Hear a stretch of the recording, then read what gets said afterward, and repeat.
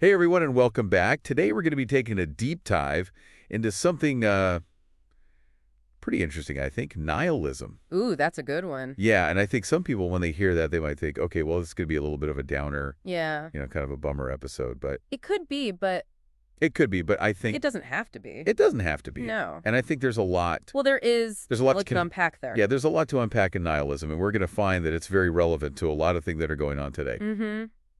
So to start off with, why don't you tell us a little bit about what we're talking about today? Sure. So when we talk about nihilism, we're really talking about the idea that life is inherently meaningless, that there is no objective truth, no objective morality or inherent purpose. So it's kind of like saying all the rules and values that we've, grown up with or that we've inherited from our culture, they don't really have any, ultimate grounding. Right, exactly. And I can understand why that might appeal to some people because it can feel very liberating Yeah, to think that there are no rules, no rules. that you get to decide what's fuck or wrong, what's good or bad, what matters to you. Yeah, I mean, that's kind of exciting. It can be, yeah. But then it also seems like, well, if that's the case, if nothing matters, why do anything? Well, that's the big question, isn't it? Yeah. And it's one that a lot of people have grappled with over the centuries. And actually, this brings us to one of the biggest names that's often associated with nihilism, Oh, yeah. Friedrich Nietzsche. Yeah. But I always thought that it was weird that he's associated with nihilism because I thought that Well, he wasn't a nihilist. he wasn't a nihilist. Right. But he talked about it a lot. He did, and the reason for that is because he saw nihilism as a kind of symptom of a cultural crisis, Oh, so he saw it as like a phase? almost like a phase, yeah, like a necessary stage of destruction. Okay.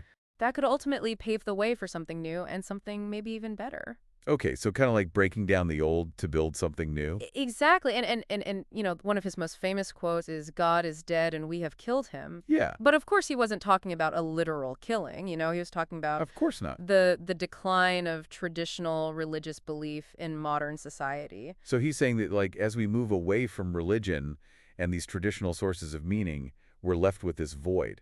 Yes, and Nietzsche was concerned that this void left by the death of God could lead to widespread despair, Yeah. a sense of meaninglessness if it's not filled with something else. So he wasn't saying that nihilism is good. He was saying that he saw it as a symptom Yeah. of what was happening and was concerned about the implications. Exactly. That's a great way to put it. So that's pretty scary. It is a little bit unsettling, yeah, and it kind of makes you wonder, like, what are we supposed to fill that void with?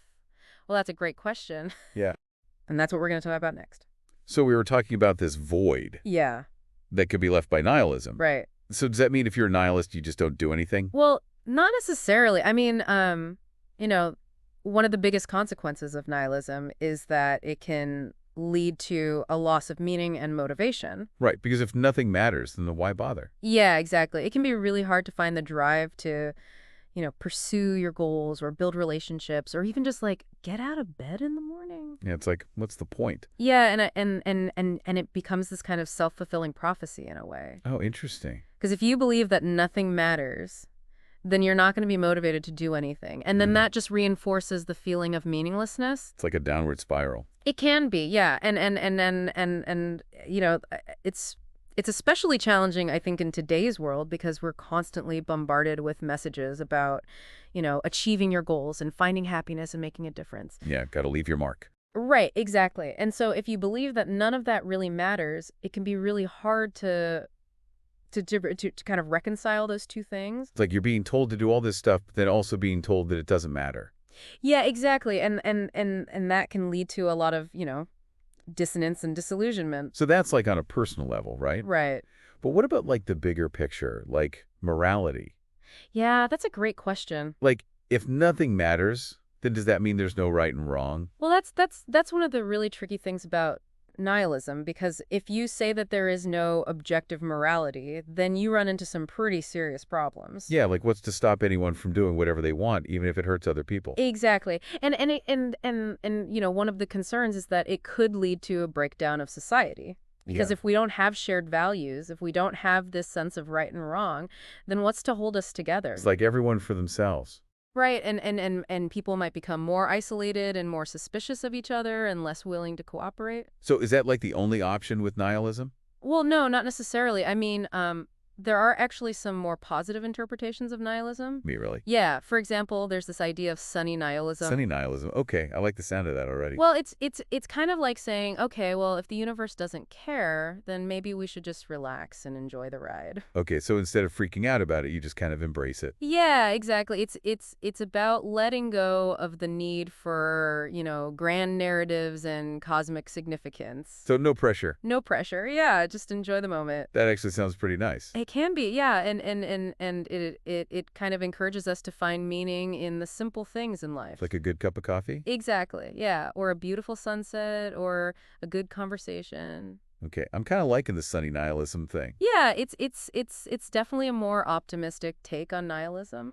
But I'm still a little confused about, like, how you go from feeling like nothing matters to actually enjoying anything? Right. Well, that's where Nietzsche comes back into the picture. Okay. And his idea of the will to power. The will to power. Yeah, he believed that even if the universe is inherently meaningless, we still have this power to choose what matters to us. So it's not like giving up, it's more like taking control. Exactly. It's about taking ownership of your life and creating your own values, even in the face of apparent meaninglessness. So, like, even if objectively there's no purpose, you can still create a subjective purpose. Yeah, exactly. And that's what he meant by the will to power. It's this drive to create, to overcome obstacles, and to impose your own values on the world. That's actually pretty empowering. It can be, yeah. But, okay, so we talked about meaning and purpose, but what about, like, right and wrong? Yeah, that's a really good question, and that's actually where things get even more interesting, and we'll talk about that more in the next segment. Okay, so we talked about the kind of scary parts of nihilism, right? Yeah. Lack of motivation, existential angst, is there even a right and wrong? Right.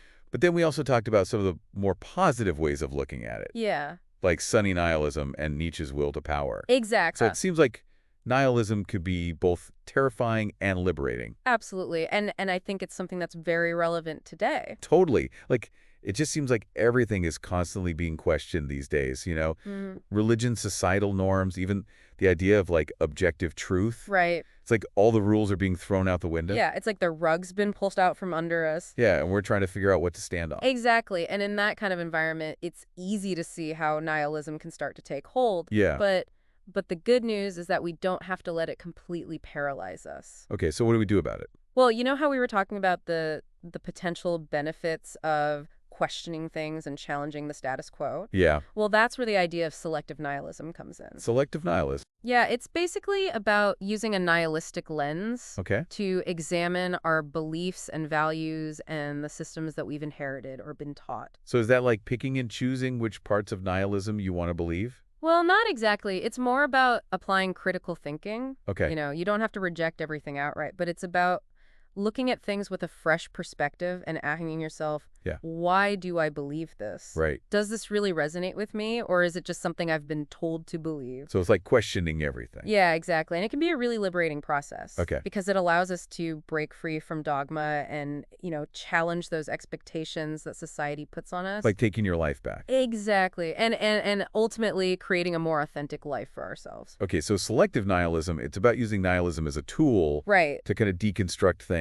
Yeah. And then rebuild them in a way that's more true to yourself. Exactly. That's a great way to put it. I like that. Yeah. So nihilism, it's not just about, like, giving up on everything. Right. It's more nuanced than that. It is. It's about understanding that even in a seemingly meaningless universe, we still have the power to choose what matters to us. I think that's a really good point to end on. Yeah. So for everyone listening out there, if life really has no inherent meaning, what meaning will you choose to create? That's the question. Thanks for joining us today on this deep dive into nihilism. It's been a pleasure. We'll see you all next time.